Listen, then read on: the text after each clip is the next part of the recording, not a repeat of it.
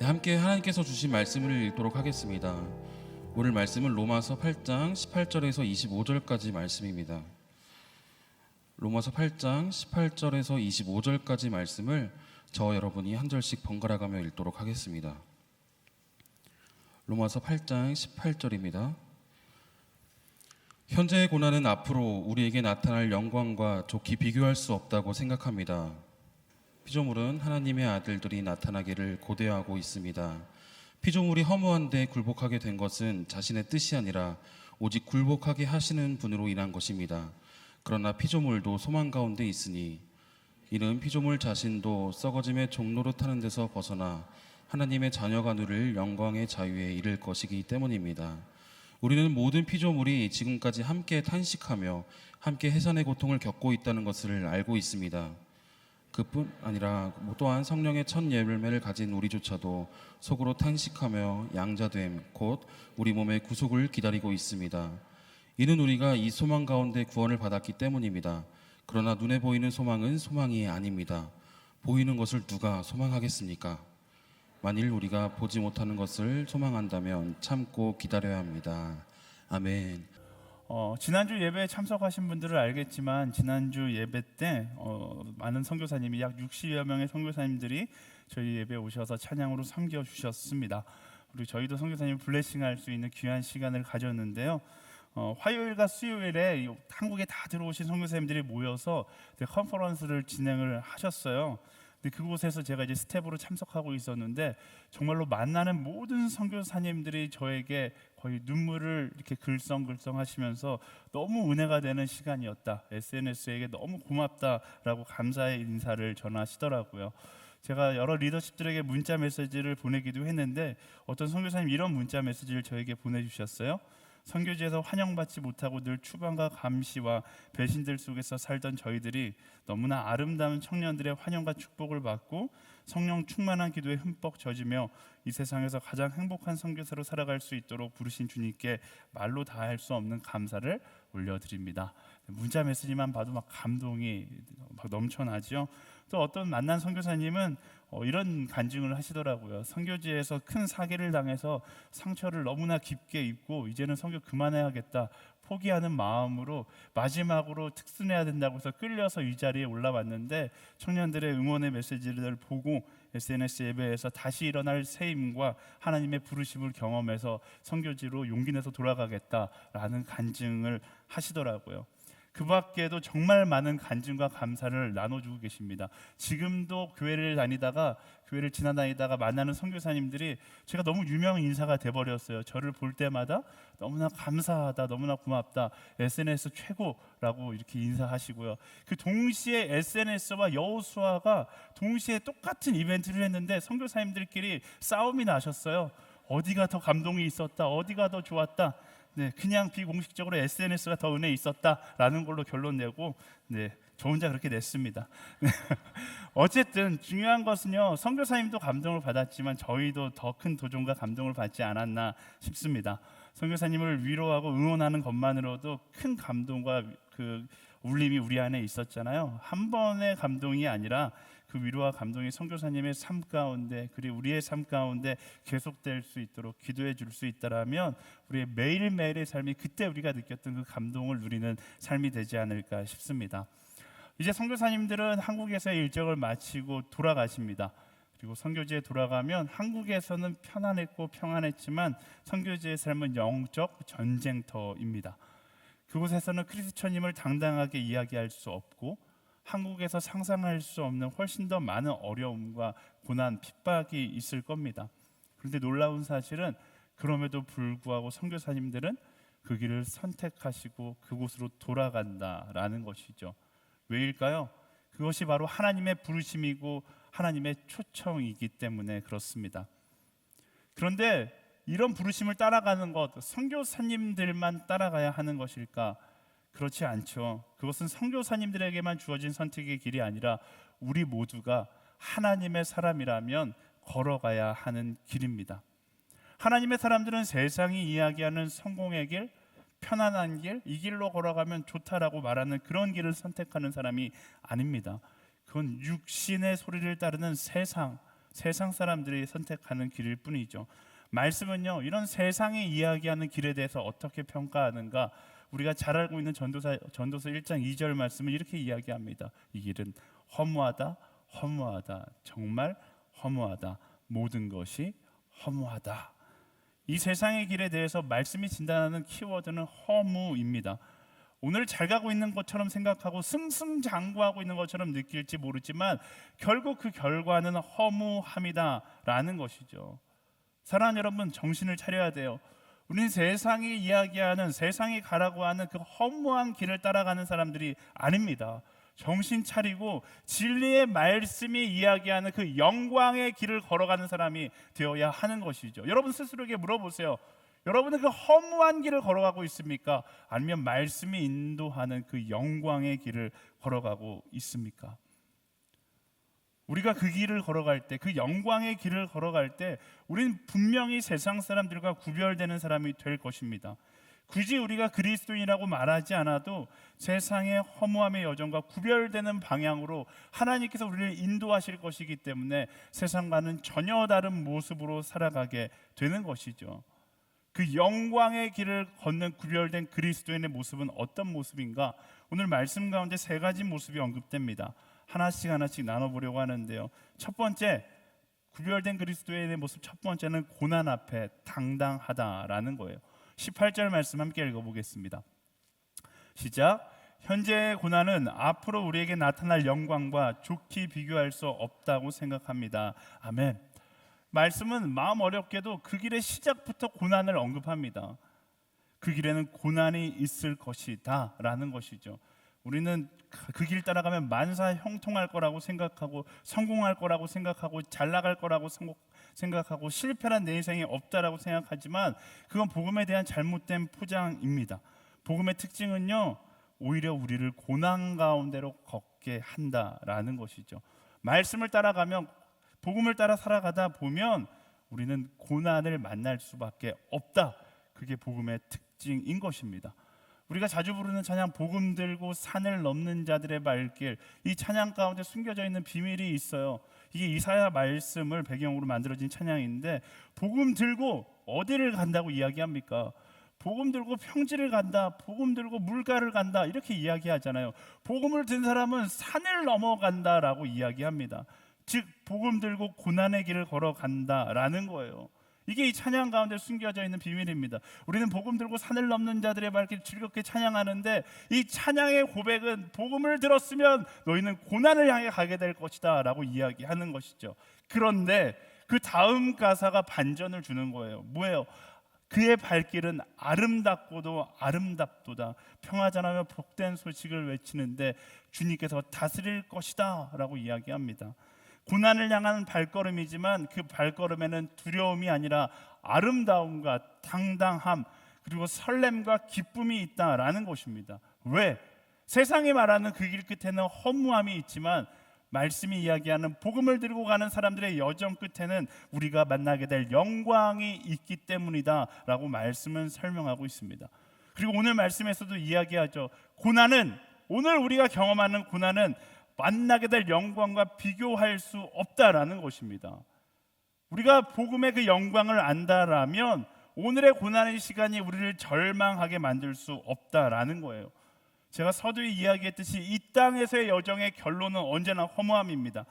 이 땅에서의 만족함의 결과도 허무함입니다. 왜? 결국 다 사라질 것이기 때문에 그래요. 하지만 하나님 나라의 여정의 결과는 영광이라고 이야기해요. 없어지지 않고 영원할 것이기 때문에 그렇습니다. 그 영광의 날을 바라보며 오늘의 고난을 묵상하기 시작하면 우리가 경험하는 고난이 전혀 다르게 보이는 것입니다. 하나님께서 우리를 항상 고난 가운데로 이끄시는 것처럼 느껴지지만 그렇지 않는 거예요. 그 고난으로 이끄시는 하나님의 초청이 오히려 우리를 영광 가운데로 초청한다는 것을 우리는 깨달아 알아야 하는 것입니다. 예수 믿는 거요, 복음 따라 살아가는 거요, 힘들죠. 고난의 길을 가는 것처럼 보이죠. 하지만 말씀은 뭐라고 이야기합니까? 그 길이 바로 영광의 길이다 라고 이야기하고 있는 것입니다. 저는 이 말씀을 준비하면서 예수님의 부르심이 떠올랐어요. 예수님께서 이 땅 가운데 오셔서 하셨던 사역의 본질이 무엇이었을까요? 세상적으로만 본다면 예수님은 가장 사랑하는 사람들을 고난 가운데로 초청하셨습니다. 그렇잖아요. 자기 욕심 따라 잘 살고 있는 사람들에게 뭐라고 말씀하세요? 나를 따르라. 그리고 나를 따르는 그 길이 뭐였어요? 고난의 길이었어요. 업으로 잘 살고 있던 제자들을 불러서 고난의 여정에 동참시켰고, 지성인으로 잘 살고 있었던 사도 바울을 불러서 고난의 길에 동참시켰으며, 부자 청년이 예수님을 찾아왔을 때 예수님께서 뭐라고 말씀하십니까? 네 재산 다 팔고 나를 따르라. 고난의 길을 함께 가자라고 말씀하셨습니다. 예수님께서 말씀하셔서 내가 너희를 사랑한 것처럼 너희도 서로 사랑하라. 이 말씀의 비밀도 뭡니까? 그렇게 말씀하시고서 얼마 안 있다가 예수님은 십자가 위에서 목숨을 바쳐서 우리를 사랑해 주셨어요. 즉 내가 너희를 위하여 죽은 것처럼, 고난받은 것처럼 너희도 고난받는 그 사랑을 선택하라고 말씀하신 것이죠. 결국 예수님께서 이 땅 가운데 오셔서 하셨던 메시지는 나의 고난에 동참해라 라는 메시지였다라는 것입니다. 그런데 재미난 것은요, 저는 말씀을 묵상하면서 정말로 예수님의 그 부르심을 보는데, 예수님은 고난에 동참시키면서 한 번도 미안해하거나 걱정하지 않으셨다는 것을 알 수 있습니다. 제자들에게 미안한데 나를 따를래? 이렇게 말씀하지 않으셨다는 거예요. 야, 너 고난 진짜 많이 받을 것 같아서 내가 정말로 이런 말 하기 어려운데 나를 따를래? 이렇게 말씀하지 않으셨어요. 언제나 당당하게 나를 따르라 라고 말씀하셨던 겁니다. 왜? 예수님은 그 고난의 길을 고난의 길이라고 단 1도 생각하지 않으셨기 때문에 그래요. 예수님 스스로가 알고 있으셨던 거죠. 그 고난의 길이 고난의 길이 아니라 영광의 길이고 축복의 길이라는 것을 알았기 때문에 예수님의 사랑이 깊으면 깊어질수록 더 그 길을 함께 걸어가기를 예수님께서 원하셨다라는 것입니다. 그 예수님의 생각이 우리의 생각이 되기를 간절히 소원해 봅니다. 그런 예수님을 묵상하면서 제가 부끄러워졌어요. 사실 사역을 하면서 목회자로 살아가면서 가장 많이 했던 말이 한마디 있다라면 저기 미안한데 이 말이거든요. 미안한데 전화하면서 미안한데 이번에 MC로 좀 섬겨보지 않을래? 미안한데 이번엔 순장하지 않을래? 미안한데 아울리치 같이 가지 않을래? 미안한데 FA 한번 가보지 않을래? 근데 예수님의 마음을 보고서 제 마음이 잘못됐다는 사실을 깨달았어요. 제 마음 가운데 그 고난의 길에 동참시키는 것이 미안하다라는 인간적인 생각이 있었던 것이죠. 근데 예수님의 그 모습을 묵상하면서 이제는 그렇지 않기로 했습니다. 그 조금이나마 남아있던 미안한 마음마저 버리기로 했어요. 저의 슬로건인 예수님처럼 당당해지기로 했습니다. 예수님의 부르심을 따라가는 최고의 영광의 길을 소개하는, 최고의 영광의 길로 초청하는 그 당당한 한 사람이라는 자존감을 갖기로 결단했습니다.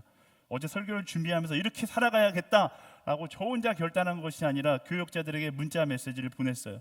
지금 열심히 순장들을 콜링하고 있는데 제가 그 영광스러운 여정에 참여시키는데 절대로 미안해하지 말고 예수님의 당당함을 본받아 뻔뻔하고 당당하게 콜링하자, 이렇게 보냈어요.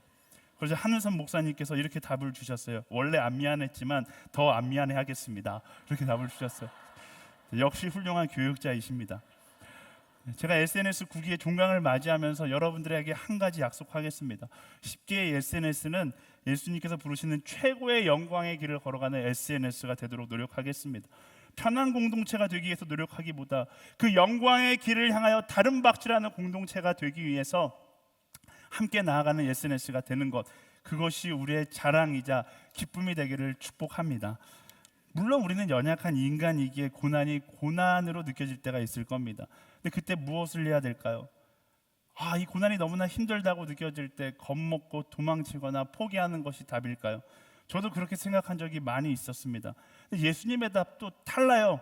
사람한테 물으면 포기하는 것이지만 예수님의 답은 무엇입니까? 힘들다라고 지쳐있는 제자들에게 예수님께서 뭐라고 말씀하셨어요? 고난을 피해서 달아나려는 제자들, 지친 육신으로 힘들어하던 제자들에게 예수님은 오히려 기도하라라고 말씀하셨어요. 왜? 그들에게 필요한 것은 육체의 힘보다 성령의 충만함이었기 때문에 그래요. 예수님께서 우리에게 말씀하십니다. 성령 충만하라라는 거예요. 우리가 오늘 지쳐 쓰러지거나 절망하는 문제의 본질은 우리가 경험하는 고난에 있지 않다라는 것입니다. 지친 육신에 있지 않다라는 거예요. 그 본질은 어디에 있습니까? 내가 성령 충만하지 못하다라는 것에 있는 것이죠. 제가 결혼식 주례할 때마다 신랑과 신부에게 신신당부하는 것이 있습니다. 특히 신랑에게 신신당부해요.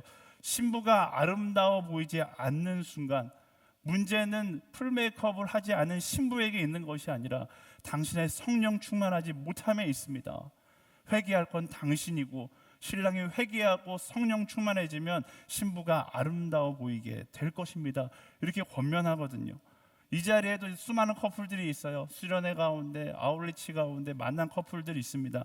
특히 수련회와 아울리치 가운데 만난 커플들은 이 말씀을 주목해야 합니다.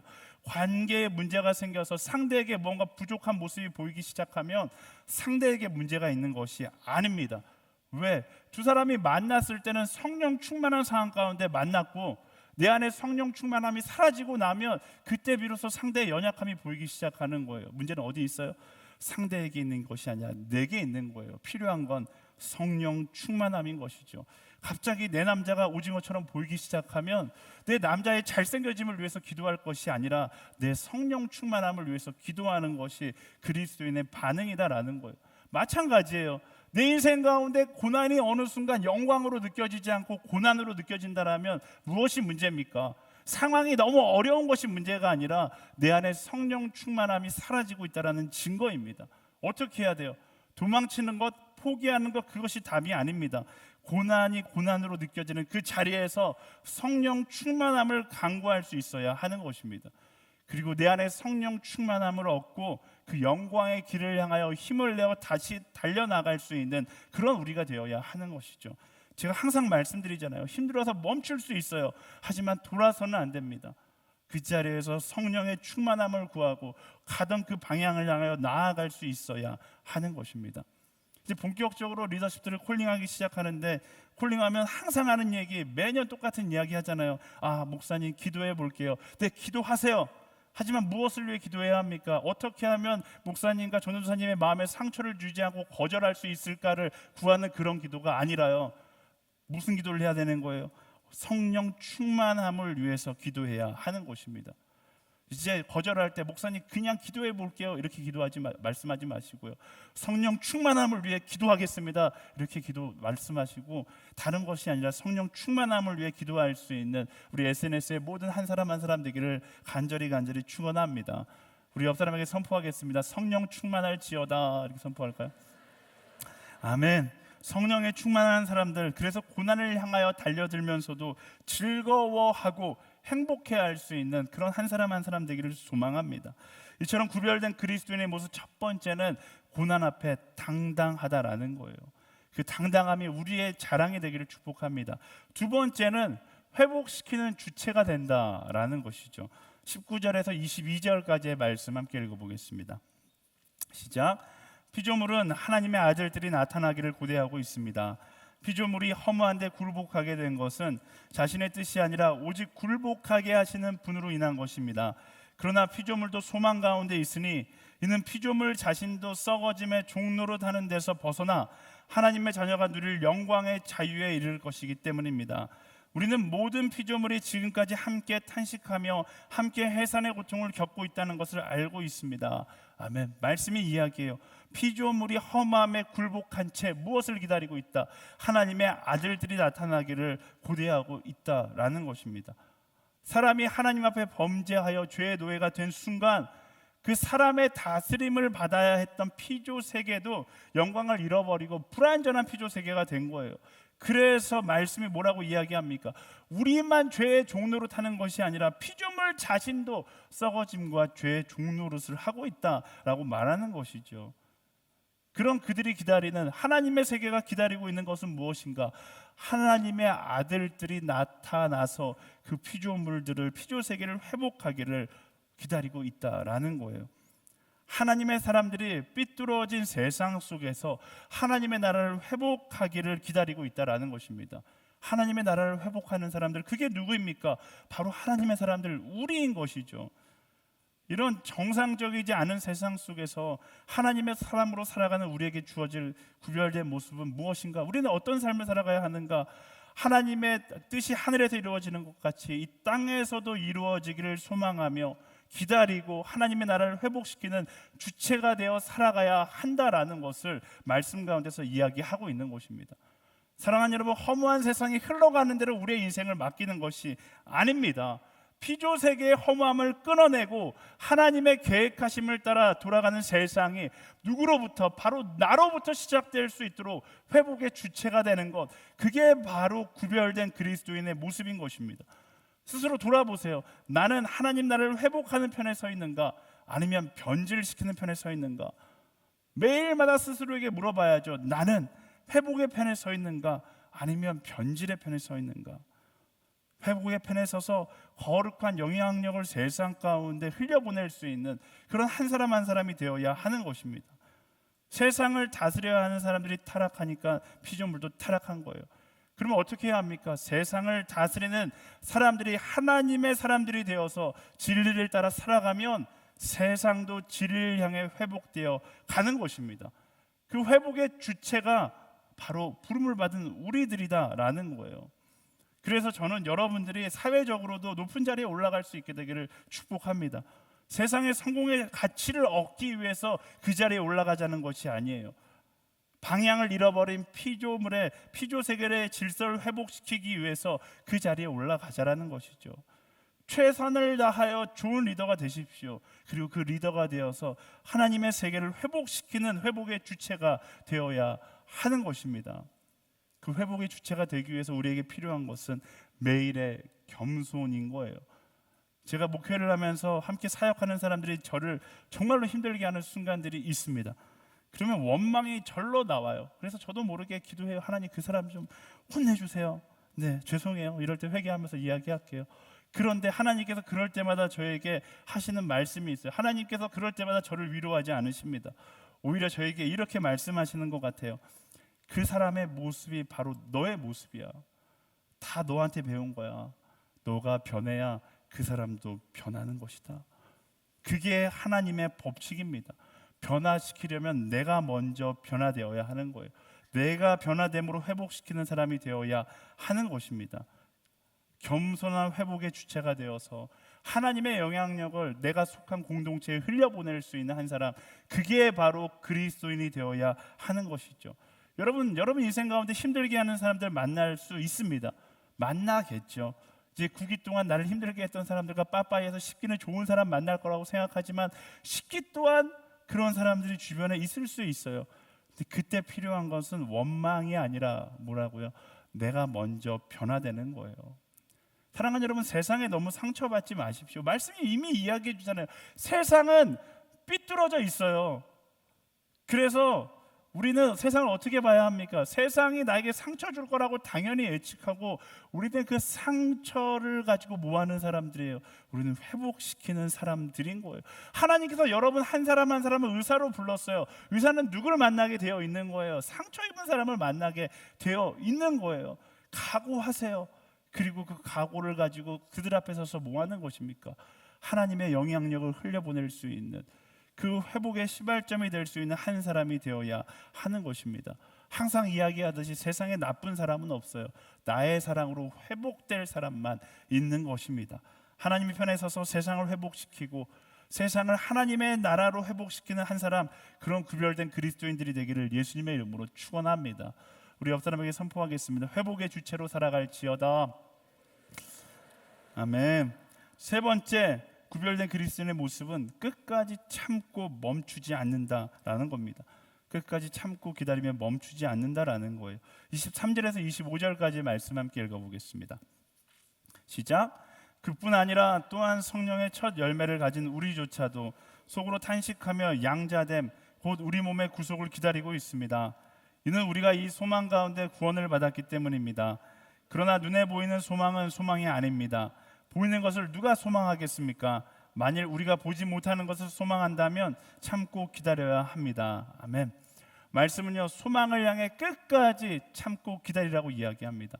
하나님의 사람들은 끝까지 기다리는 사람들이에요. 오늘의 기다림에 만족하는 것이 아니라 끝까지 기다리는 사람이 되어야 한다라고 말씀이 이야기하고 있는 것이죠. 2002년 월드컵 때 히딩크 감독이 16강에 한국팀을 딱 이끌었을 때 한국 사람들이 다 환호했어요. 월드컵에서 16강이라니, 야, 드디어 이루었다. 딱 한 사람 히딩크만큼은 뭐라고 이야기합니까?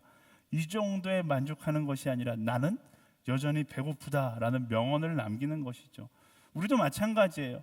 그 소망을 향한 여정 가운데 만족하지 않고 마지막까지 멈추지 않는 사람이 되어야 하는 것입니다.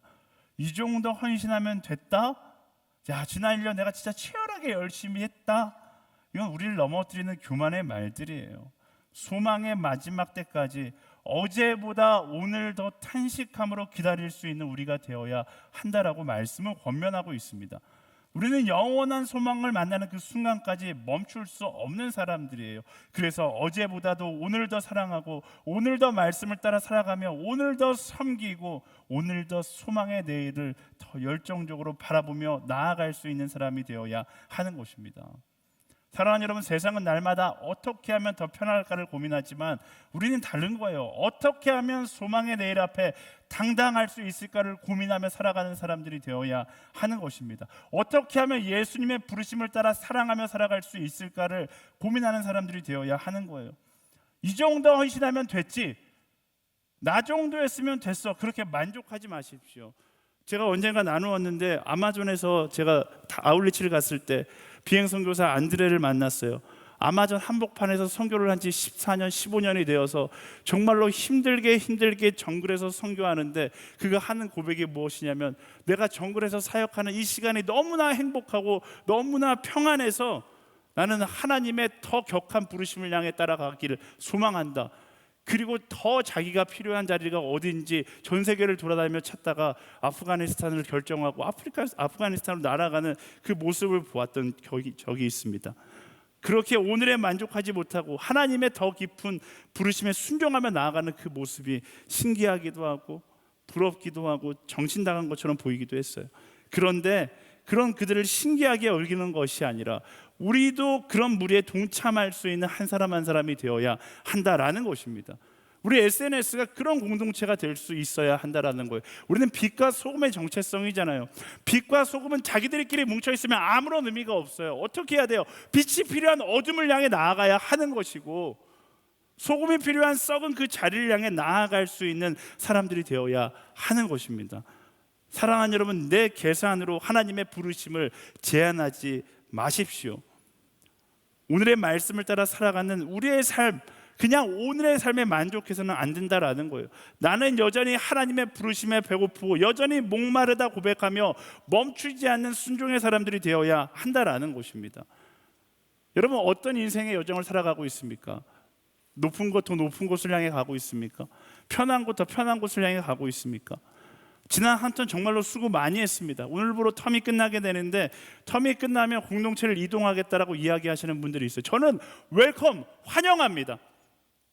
이렇게 말하면 막 많이 이동할 것 같은데 어쨌든 저는 공동체를 떠나겠다고 말씀하시는 분들 환영합니다. 정말로 축복해요. 하지만 한 가지는 확실하게 하고 왔으면 좋겠어요. 부르심을 따라서 이동하세요. 그저 쉽게 예수 믿으려고 이동하지 마십시오. 편하게 예수 믿으려고 이동하지 마십시오. 나의 상처의 자리를 피해서 이동하지 마십시오.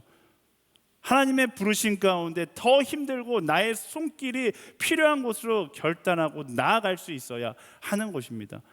우리 인생은요, 어제보다 오늘 더 편한 길을 선택해서는 안 되는 거예요. 그것이 그리스도의 삶의 여정입니다. 내가 섬길 수 있는 자리를 향해 나아가야 하는 것입니다. 내가 있어야만 하는 자리, 내가 더 희생해야만 하는 그 자리를 찾아서 나아갈 수 있는 한 사람 한 사람 되기를 예수님의 이름으로 축원합니다. 공동체를 떠나기를 원하시는 분들 제가 강력하게 권면하는데요, 좋은 공동체로 갈 생각하지 마세요. 하나님께서 그것을 기뻐하지 않습니다. 더 치열하고 더 힘들고 더 사랑해야 되는 그런 공동체로 가세요. 그리고 이 공동체가 너무 힘들다고 느껴지는 사람들, 혹시 최성민 목사가 너무 싫은 사람들, 그런 사람은 여기 남아 계셔야 돼요. 저를 위해서 기도해 주셔야 되기 때문에 그래요. 더 치열하게 이 공동체 가운데 하나님의 부르심을 찾을 수 있어야 하는 것입니다. 사랑하는 여러분, 우리는 더 편한 곳을 향해 가는 사람이 아닙니다. 어제보다도 그 부르심을 따라 더 힘든 곳을 향해 갈 수 있는 사람들이 되어야 하는 것이죠. 간혹 가다가 콜링 못 받으신 분들 계실 거예요. 상처받지 마세요. 뭐 하면 돼요? 더 힘든 자리를 찾아가면 되는 거예요. 걱정하지 마세요. 우리의 여정은 편한 곳을 향하는 여정이 아니라 더 힘든 곳, 더 하나님의 부르심, 격한 부르심이 있는 그 자리를 향해 나아가는 한 사람 한 사람들이 되어야 하는 것입니다. 나의 기준에 따라 움직이지 말고 명확한 부르심에 따라 움직이십시오. 내가 가고 싶은 곳이 아닌 나를 필요로 부르시는 하나님의 명확한 부르심의 방향성을 가진 우리 모두가 되기를 예수님의 이름으로 축원합니다. 편안한 곳에 머물고자 하는 것은 사람의 생각이고요, 하나님의 부르심은 언제나 어떤 곳을 향해요? 더 낮은 곳을 향하게 되어 있어요. 더 힘든 곳을 향하게 되어 있어요. 더 고난이 있는 곳을 향하게 되어 있어요. 근데 말씀은 뭐라고 이야기합니까? 그 고난이 있는 그 여정이 바로 영광의 여정이라고 이야기하고 있는 거예요. 사랑하는 여러분, 그 영광의 여정을 따라가는 우리 모두가 되기를 예수님의 이름으로 축원합니다. 아멘. 우리 옆 사람에게 선포하겠습니다. 영광의 여정을 따라갈지어다. 아멘. 네, 오늘 말씀을 정리하겠습니다. 구별된 그리스도인으로 살아가는 세 가지 모습을 나눴는데, 첫 번째, 구별된 그리스도인은 고난 앞에 당당하다라는 것입니다. 고난이 찾아올 때 예수님을 생각하십시오. 예수님은 한 번도 우리에게 편안함으로 초청하신 적이 없어요. 고난 가운데로 우리를 초청하셨어요. 그리고서 절대로 미안해하지 않으셨습니다. 왜? 그 고난의 길이 영광의 길이라는 것을 아셨기 때문에 그렇습니다. 고난이 있다고 해서 내가 가야 할 길이 아닌 것이 아닙니다. 하나님의 부르심이 있다면 바로 그 길이 영광의 길임을 알고 고난 앞에 당당할 수 있는 우리 모두가 되기를 축원합니다. 두 번째 모습은 회복시키는 주체가 되는 것입니다. 피조색의 험함을 끊어내고 하나님의 계획하심을 회복하는 그 중심, 나로부터 하나님 나라의 회복이 시작될 것이라는 그 자긍심을 가지고 살아갈 수 있는 우리 모두가 되기를 소망합니다. 나는 회복하는 편에 서 있는가, 나는 변질시키는 편에 서 있는가 스스로에게 묻고 날마다 회복의 편에 서서 거룩한 영향력을 흘려보낼 수 있는 한 사람 한 사람 되기를 소망합니다. 세 번째, 끝까지 참고 기다리며 멈추지 않는다입니다. 이만큼 헌신하면 됐다, 이건 사단의 거짓말입니다. 나를 교만함으로 밀어넣어서 나를 넘어뜨리려는 사단의 속삭임입니다. 우리는 죽는 그날까지, 하나님 만나는 그날까지 어제보다 오늘 더 헌신하고 어제보다 오늘 더 주와 함께 부르심을 따라 나아가는 한 사람 한 사람이 되어야 하는 것입니다. 이만큼 사랑하면 됐다? 아니요, 어제보다 오늘 더 사랑하는 사람이 되어야 하는 것입니다. 이만큼 헌신하면 됐다? 아니요, 구기보다 십기에 더 헌신하는 사람이 되어야 하는 것입니다. 야, 이제 편안하네. 그렇다면 어떤 때라고요? 그때가 떠나야 할 때인 거예요. 어디를 향해서? 편안함이 아니라 정말로 나를 부르신 그 자리를 향해서 떠나가야 할 때인 것입니다. 이 나라에서 내가 갈 곳이 없다면 어딜 가야 돼요? 선교 가는 거예요. 그게 하나님의 부르심입니다. 야, 더 힘든 곳이 없을까 찾아보시면 열방 곳곳에 더 힘든 곳이 있습니다. 그곳이 보인다면 하나님의 부르심에 아멘으로 답하고 나아갈 수 있는 우리가 되어야 하는 것입니다. 어제보다 오늘, 올해보다 내년, 하나님의 더 격한 부르심에 아멘으로 답하고 그 부르심을 따라 나아갈 수 있는, 그 영광의 길을 향하여 나아갈 수 있는 그런 SNS 공동체가 되기를 예수님의 이름으로 축원합니다. 우리 SNS잖아요. 빛과 소금의 공동체잖아요. Change where you are. 우리가 1년 동안 이거 부르짖은 이유가 무엇입니까? 편한 자리에 서 있기 위해서 이거 부르짖은 거 아닙니다. 우리끼리 모여서 우리끼리 좋은 예배 만들자고 이거 부르짖은 거 아닙니다. 하나님이 떠나라면 과감하게 떠나세요. 하나님이 진짜 더 힘든 곳으로 가라고 말씀하시면 과감하게 가세요.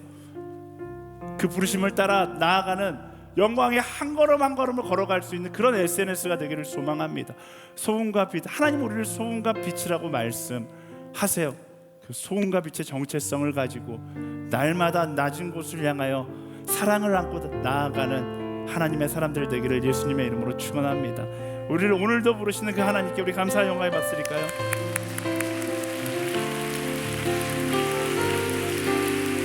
우리가 가야 하는 곳은요, 편안한 곳이 아닙니다. 그거 하나는 기억하자고요. 편하게 예수 믿을 생각하지 말자고요. 오늘 새로 SNS에 오신 여러분 죄송하지만 우린 편하게 예수님 믿는 공동체가 아닙니다. 제가 서두에 약속드렸듯이 SNS 10기는 어떻게 하면 더 힘들게 예수 믿을까를 고민하고 힘들게 나아갈 겁니다. 우리 대표 MC가 제가 이것저것 너무 많이 해서 힘들었다고 이야기하지만 저건 정말로 아무것도 아닐 만큼 우린 더 많이 힘든 것들을 할 것입니다. 더 많은 선교를 하게 될 거고요. 더 어두운 곳, 더 낮은 곳을 찾아서 예수 그리스도의 사랑을 이야기하는 삶을 살아갈 겁니다. 1년이 지나면 너덜너덜해질 정도로 우리가 지쳐 있을지 몰라요. 하지만 우리는 하나님의 영광을 자랑하는, 어떻게 보면 세상에서 가장 하나님의 영광을 자랑하는 그런 SNS 공동체가 될 것입니다. 그래서 동참하기 원하십니까? 그 낮은 곳을 향한 여정에 동참하시기 원하십니까? 아멘 소리가 너무 작아요. 동참하기 원하십니까? 그곳으로 나아가는 거예요. 그곳으로 나아가서 예수님처럼 사랑하는 거예요. 가장 낮은 곳에 가면 예수님께서 기다리실 거예요. 내가 너를 기다렸다. 예수님을 만나기 위해서 그 낮은 곳으로 가기 소망하시는 분들, 우리 자리에서 일어나서 함께 찬양하며 주님, 낮은 곳으로 내 신앙의 여정을 출발하겠습니다. 함께 고백하며 나아가겠습니다. 우리의 섬김이 더 낮은 곳으로, 우리의 고백이 더 낮은 곳으로 쓰러져 있는 그들을 향해 당신이 그랬듯 더 낮은 곳으로, 우리의 섬김이 더 낮은 곳으로, 우리의 고백이 더 낮은 곳으로 쓰러져 있는 예수님께서 걸어가셨던 그들을 향해 당신이 그랬듯 더 낮은 곳으로, 낮은 곳으로 우릴 초대하네. 함께 하자고 말씀하시네. 우리도 예수 그 길을 따라 함께 가길 원하네. 주님이 우리와 함께 하시네. 십자가 피 흘린 예수의 손으로 모든 아픔을 위로하시네. 우리에게 보여주셨네. 낮은 곳으로 우릴 초대하네. 함께 하자고 말씀하시네. 우리도 예수 그 길을 따라 함께 가길 원하네.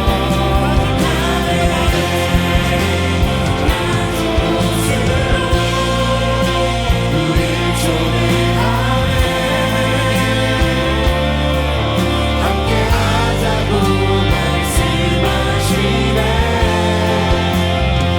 우리도 예수 그 길을 따라 함께 가길 원하네. 우리 삶을 구하며 나아갈 때 하나님, 고난을 때 도망치는 비겁한 인생 살아가지 않겠습니다. 예수님께서 초청하시는 그 고난의 여정, 하지만 그 가장 영광스러운 그 여정에 동참하기를 주님 소망하오니 고난 앞에 당당한 한 사람으로 서게 하여 주시옵소서. 세상에 끌려가는 인생이 아니라 하나님을 만든 세상을 회복시키는 회복의 주체로 살아가게 하여 주시옵소서. 성령의 충만함을 입어 내가 사는 모든 땅마다 성령께서 변화시키는 놀라운 역사를 체험하고 그 역사의 시작에 내가 있게 하여 주시옵소서. 낮은 곳으로 보내시는 그 하나님 앞에 아멘으로 나가는 하나님의 사람 되게 하여 주시옵소서. 그 소망하는 자마다